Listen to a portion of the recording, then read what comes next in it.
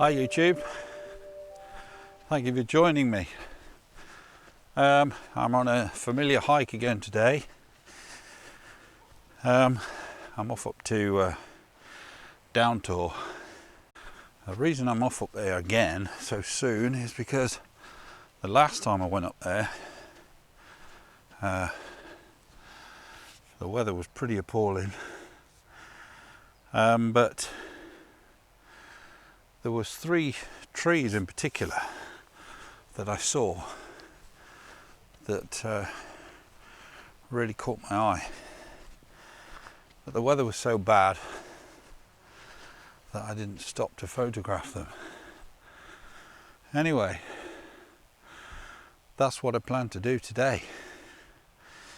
Is hike back up there and photograph those 3 trees.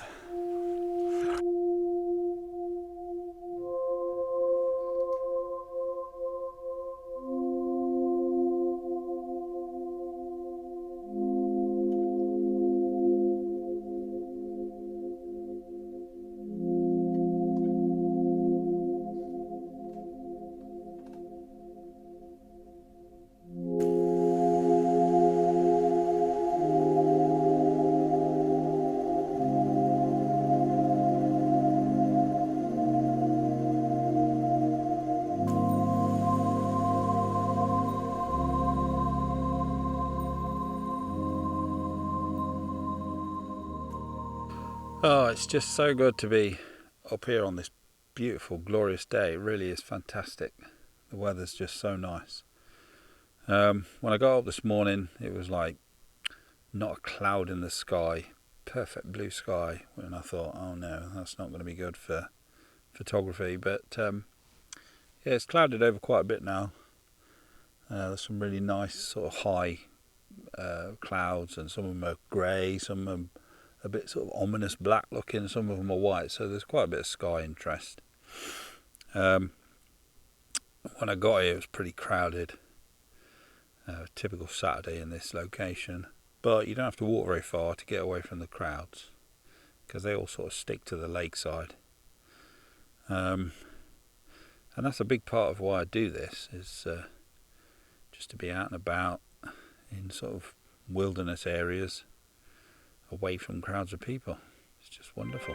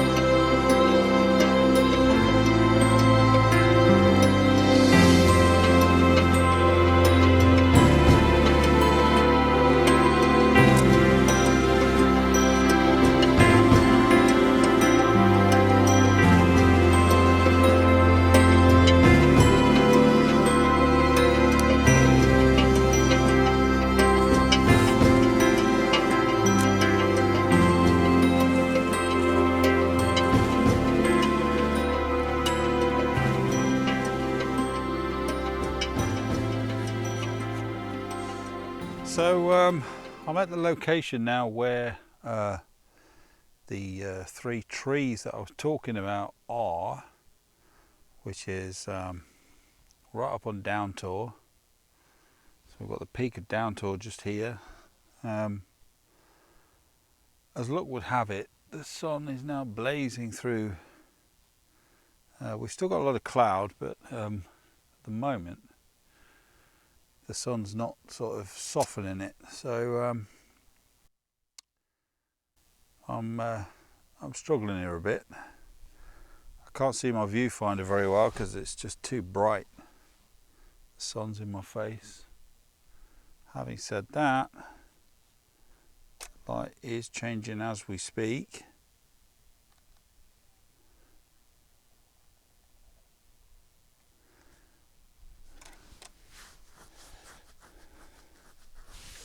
So I've got these large boulders in the foreground. On the right of the frame I've got leather tor and sharpie tor in the distance, and then I've got some really nice sky detail going on, and of course the main focal point is the tree. Now what I'm going to do, just to see how it would look, is I'm going to put the monochrome mode on, just to see how it might look in black and white.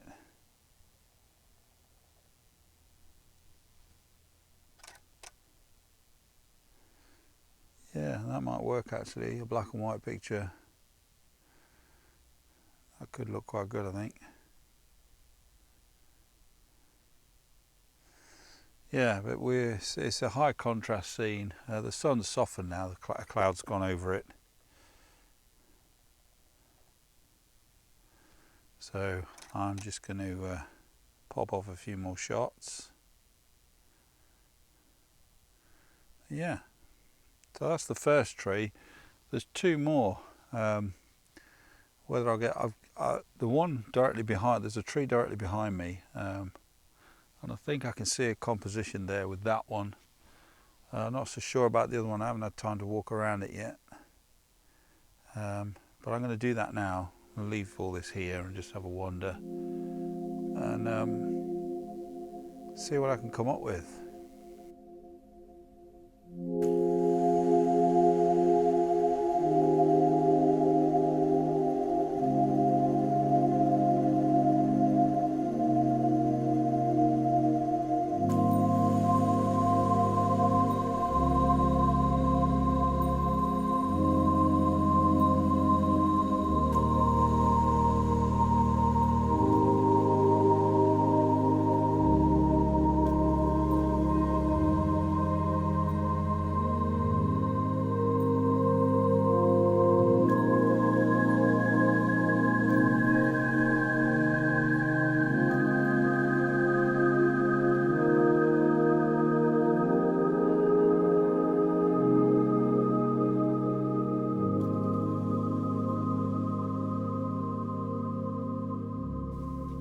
Okay, so I've moved my tripod over to face this other tree here. I think this is where I'm going to shoot it from. I've had a good walk around it, but I think this is probably the best spot to shoot it from. Okay, just to quickly run you through my settings. So both shots I've shot at f11 and ISO 50. So this one's coming out at 30th of a second. The previous shot was a 40th of a second, I believe. I can't remember, I didn't look. I'm pretty sure it was a 40th. Yeah, because it was a brighter scene over there. So I'm exposing for the highlights, because obviously I don't want any sky detail blown out.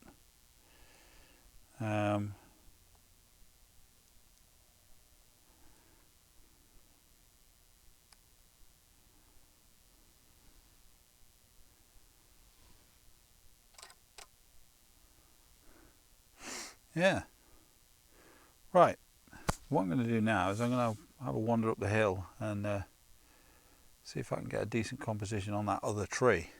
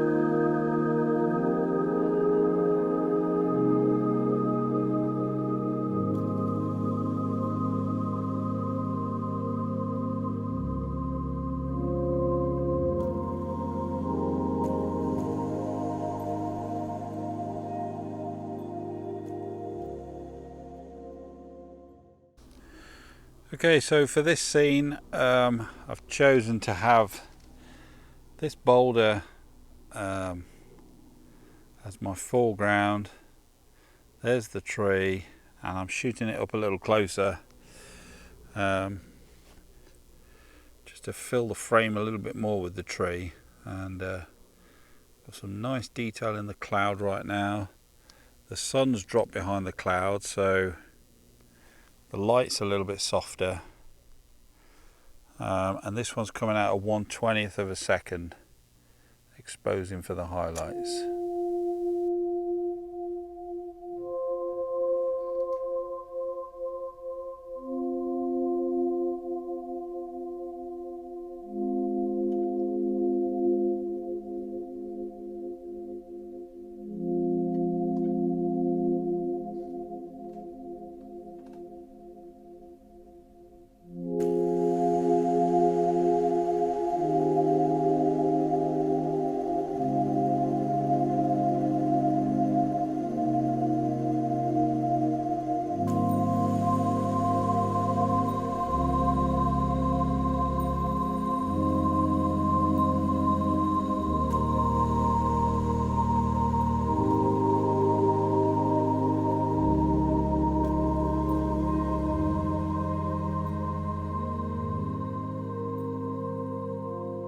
Okay, a couple of things to be mindful of when you're shooting on a bright day like this, in really bright conditions.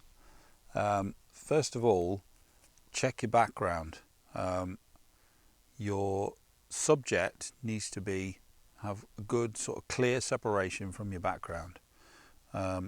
If you're not careful with your background, then you could end up having the focal point of your image just getting lost in the rest of the landscape, and then nobody's going to really know what they're supposed to be looking at.